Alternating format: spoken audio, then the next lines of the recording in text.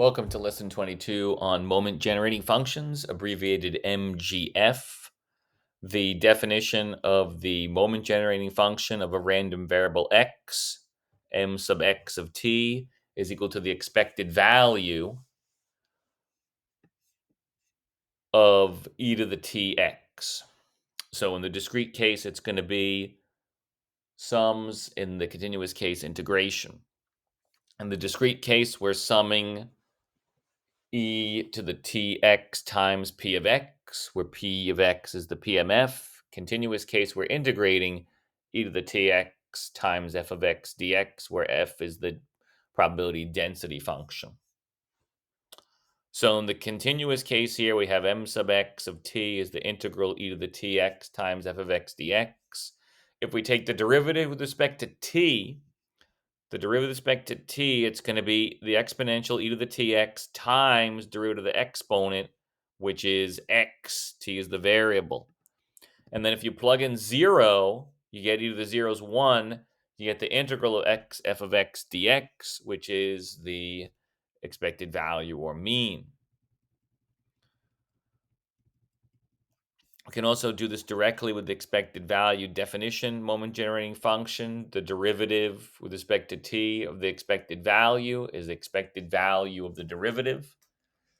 Derivative of e to the tx is e to the tx times x. Plugging in t as 0, we get e of x, which is the mean. Second derivative, it's going to be e to the tx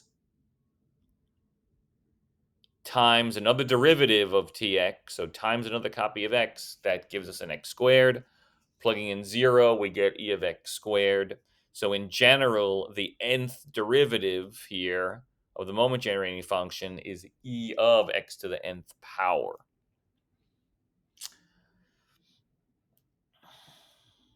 All right, so we'll look at an example here. This is an exponential random variable.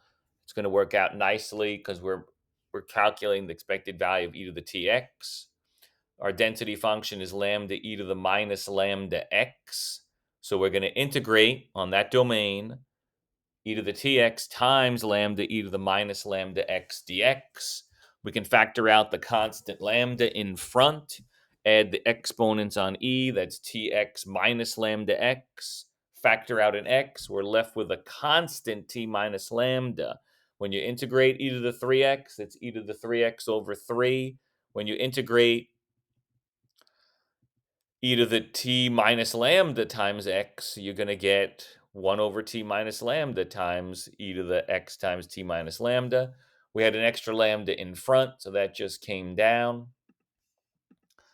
And our limits of integration are 0 to infinity. In order for this to converge, we need that t minus lambda to be negative, so we get an e to the negative number times infinity. So we need t minus lambda to be negative. So we need t to be less than lambda. Plugging in the limit there, when that happens, we'll get e to the minus infinity. So that term will go to 0 when you plug in infinity. When you plug in 0, e to the 0 is 1, and you get 1 over t minus lambda.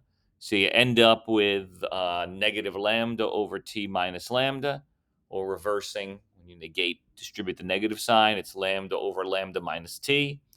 If you divide out by lambda, you get 1 over 1 minus t over lambda, which looks like the formula for a geometric sum. 1 over 1 minus r. So we have lambda over lambda minus t for the moment generating function. If we take the derivative of that with respect to t, you could do power rule. If you do quotient rule, derivative of the numerator is 0 minus lambda. Derivative of the denominator with respect to t is negative 1 all over the bottom squared. You get lambda over lambda minus t squared. Plugging in 0, you get lambda over lambda squared, which is 1 over lambda, which is what it should be, the mean of the exponential.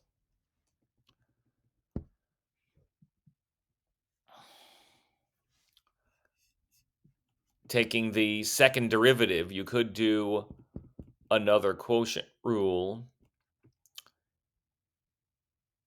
Here we're looking at this format with the -2 power and doing the derivative on that. We're going to get -2 jumps in front, new power 1 lower, -3. Derivative inside, straight to t is -1. You're plugging in 0 for t, and you're going to get 2 lambda over lambda cubed, which is 2 over lambda squared, and that's the expected value of x squared.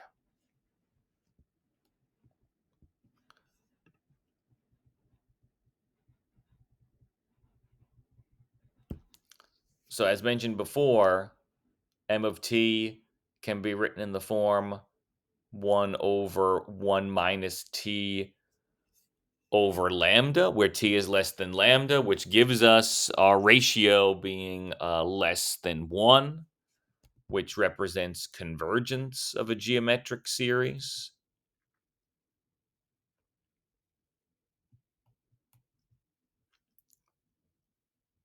Our ratio is t over lambda.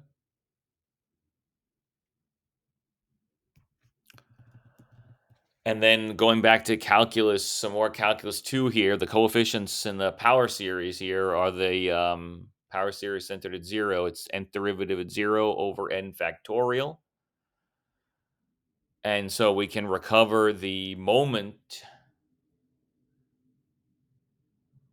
We can recover the moments here. The first derivative at 0 is going to be coefficient a1, which is 1 over lambda. Then a2 is the second derivative over 2 factorial. So if we want to find the second derivative at 0, it's 2 times a sub 2, the coefficient of this t squared term. So it's going to be 1 over lambda squared times 2, which is 2 over lambda squared. And that's what we had over here.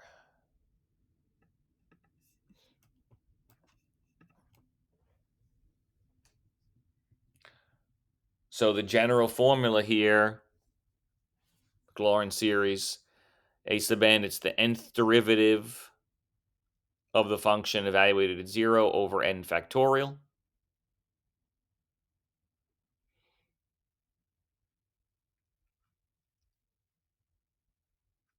Now, the coefficients here are always 1 over lambda to the n, and so we get that the expected value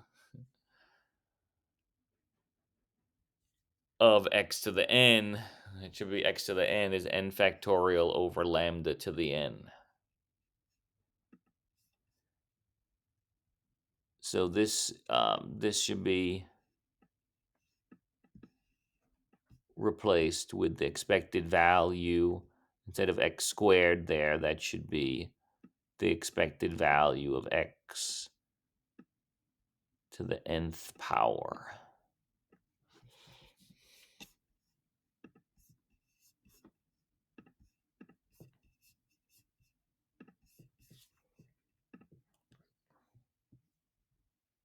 All right, we'll look at the binomial situation. So now this is now a discrete setup, discrete random variable. So we're back to sums here.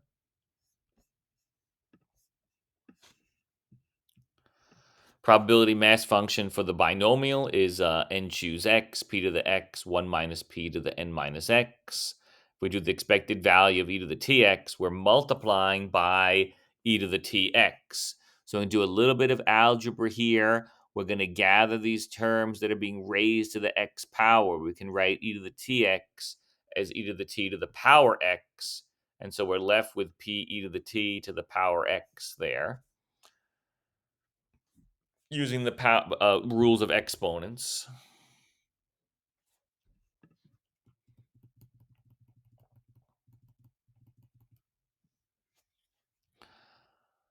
All right, so what do we have here? We have excuse me, we have n choose x, p e to the t to the x power, 1 minus p to the n minus x. And that is the setup for a binomial. So this is equivalent to a plus b to the n. So it's p e to the t plus 1 minus p all to the nth power. So this is m of t, p e to the t plus 1 minus p all to the nth power, like a plus b to the n.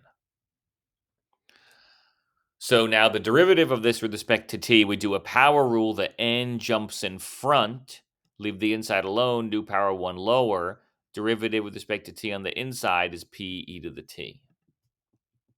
Plugging in 0 for t, we're going to get e to the 0 is 1, and we're left with p plus 1 minus p in the parentheses, which is just a 1.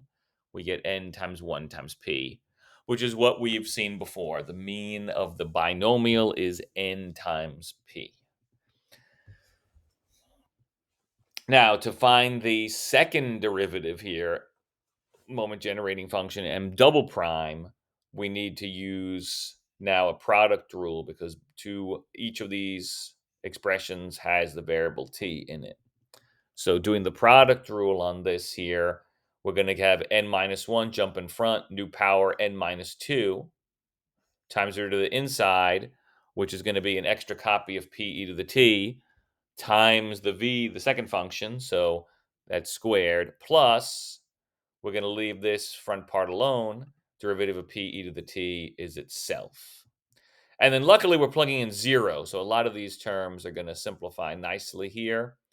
So plugging in the 0, e to the 0 is 1, p plus 1 minus p is just 1. 1 to the n minus 2 is 1. Again, e to the 0, that drops out to p squared. Same thing happens over here in the second part. Over here, it's going to be, again, it's going to be p plus 1 minus p, which is 1 to the n minus 1 stays 1. So we're left with n minus 1 times np squared plus np. You can factor out np, leaving you with n minus 1 times p plus 1.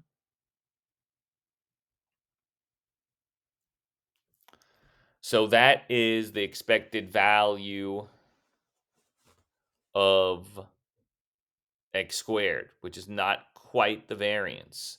In the binomial, the mean is np, the variance is np times 1 minus p. So let's see if we can get that to line up. Expected value of x squared, we just calculated. It's np times n minus 1 times p plus 1 minus the mean squared, minus np quantity squared. We can factor out np. You could multiply it through. If you factor out np, we're left with distributing here np minus p plus 1 minus 1 copy of np. We factored out np from np squared. There's 1 copy of np left. Np minus np cancel out. We're left with negative p plus 1 or 1 minus p. And that's exactly what we want there for the variance of the binomial, np times 1 minus p.